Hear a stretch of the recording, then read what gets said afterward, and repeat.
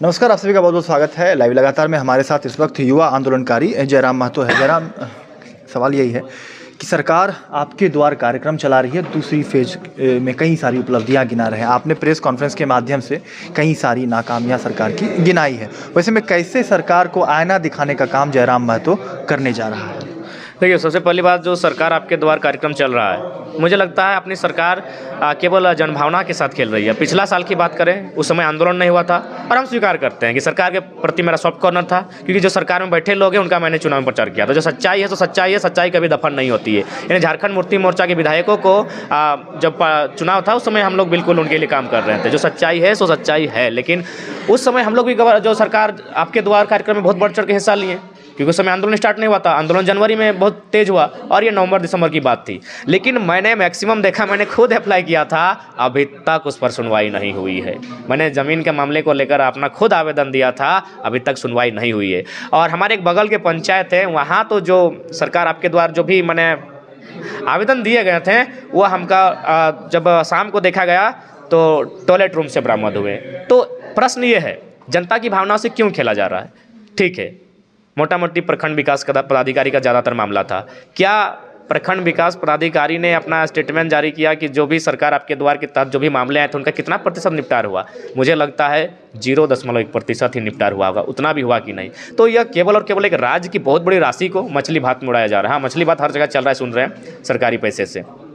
अच्छा, जो भी है, तो केवल और केवल मैंने एक दिग्भ्रमित सा है। आप पहले पिछला आंकड़ा आपका क्या है, पहले एक कैंप लगाइए और लोगों से राय जानिए कि आपने जो पिछली बार सरकार आपके द्वार जो कार्यक्रम हुआ था उसमें आपने जो आवेदन दिया था, जो त्रुटियां सुझाई थी, जो शिकायतें सुझाई थी, उसका कितना समाधान हुआ है। अगर कहते हैं कई लाख जो है योजनाओं का लाभ जो है, कई सारे आवेदन जो आए थे सरकार के पास ब्लॉक में, वह सभी का निपटारा कर चुके हैं। जैसे नरेंद्र मोदी कहते हैं उसी प्रकार हेमंत बाबू भी हवाई बात कहते हैं। धरातल पर कुछ भी नहीं, हम स्वयं भुक्तभोगी हैं। एप्लीकेशन नंबर मेरे मोबाइल पर है, आपको दिखा सकते हैं। और ऑनलाइन हम लोग का जो जमीन का मामला है, 4 को रसीद था 2017 या 16 का भी जमीन लुटाया नहीं है, ऑनलाइन नहीं चढ़ा है।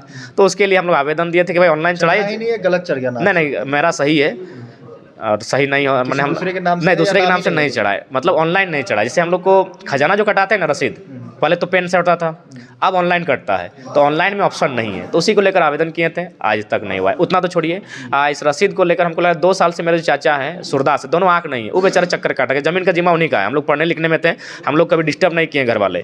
तो एक सूरदास आदमी, मैंने हमको लगा दर्जनों बार ब्लॉक का चक्कर काट के आया है, लेकिन अभी तक हम लोग का जमीन ऑनलाइन नहीं चढ़ा है। या मैं अपनी बात बता रहा हूँ, और अभी तो उतना समय ही नहीं कि अपने बारे में हम सोच सके। घर में तो खूब गाली सुनते हैं, तो फिर दूसरों की बात हम क्यों करेंगे? अपने पास मेरा उदाहरण है, रसीद का पेपर मेरे पास है जो ऑनलाइन किए थे, लेकिन अभी तक सुनवाई नहीं होती। इसलिए जनता, सरकार आपके द्वार, मुझे लगता है 100% कार्य नहीं कर रहा है। 1% भी अगर कार्य कर रहा तो वो भी उपलब्धि हो सकती है, बाकी तो नगण्य है। हाँ, इसमें 2-4 जो है महिलाओं के जो वृद्धा पेंशन है उन पर थोड़ा बहुत काम हो रहा है, बाकी इसमें जो भी मुद्दे आ रहे हैं वो केवल हवाई हैं।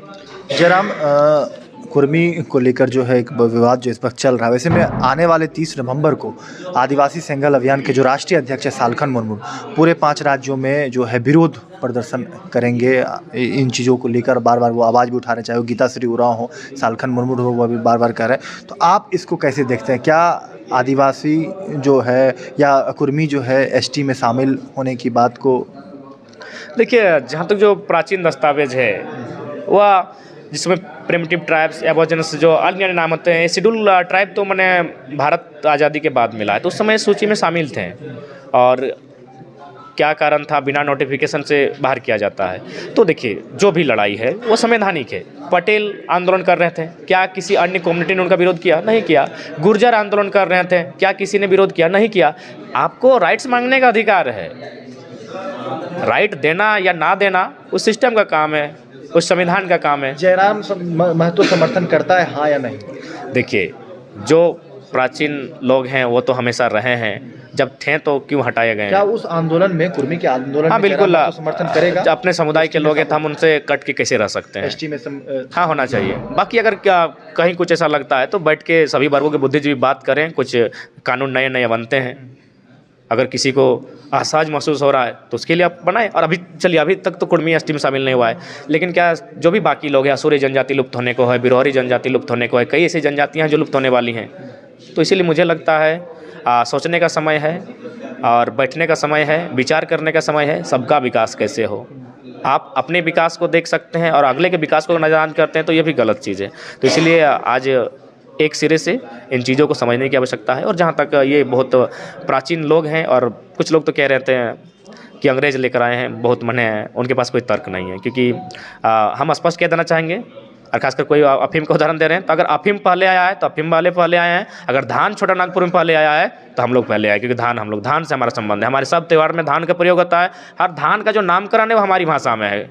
और जितने भी बहियार, आर, कनाड़ी, ये सब कुड़माली भाषा का शब्द है। तो इसीलिए अगर अफीम पहले आया है तो हम अभी कह देंगे भाई अफीम वाले इस राज्य में छोटा नागपुर पहले आए। लेकिन अगर धान पहले आया है तो हम लोग पहले 1932 की आवाज़ उठाना बंद कर देगा? नहीं, 1932 झारखंड में 1932 ही मुद्दा रहेगा। और ये जो मामला तो लागू हो जाएगा, निश्चय ही होगा। और हम लोग झारखंड में 1932 को ही लेकर लड़ रहे हैं। आगे लड़ाई करेंगे? हाँ, निश्चय ही 1932 को लेकर ही हम लोग लड़ेंगे। हम लोग झारखंड के लिए तमाम लड़ रहे हैं और झारखंड की जनमानस के लिए हम आगे लड़ते रहेंगे। आने वाले दिनों में किस तरीके से आंदोलन कार्यक्रम आपने आज पार्टी? हाँ, नहीं, संगठन, सामाजिक संगठन, ताकि देखिए अगर अन्य जिलों में हमें आंदोलन की आवश्यकता पड़ती है तो हमारे लड़के नहीं हो पाते हैं। और हम धनबाद बोकारो से लड़का ले जाके वहाँ आंदोलन नहीं कर सकते हैं। तो इसीलिए हम लोग चाहेंगे हर जगह हमारी समिति हो, ताकि हम लोग आंदोलन कर सकते हैं, उन्हें बैकअप दे सकते हैं। और राज्य सरकार, जो भी केंद्र सरकार, जिसका भी मामला हो, उसे मीडिया चैनल्स के माध्यम से, अपनी संख्या के माध्यम से उन्हें बैकफुट पर ला सकें। संगठन का मकसद क्या है? मकसद यही है, हम लोग आंदोलन से पैदा हुए थे, आंदोलन को जिंदा रखेंगे, आंदोलन करेंगे और उसके लिए संगठन की आवश्यकता है। भाषा के लिए ही आंदोलन होगा? नहीं, तमाम मुद्दे में होंगे दादा।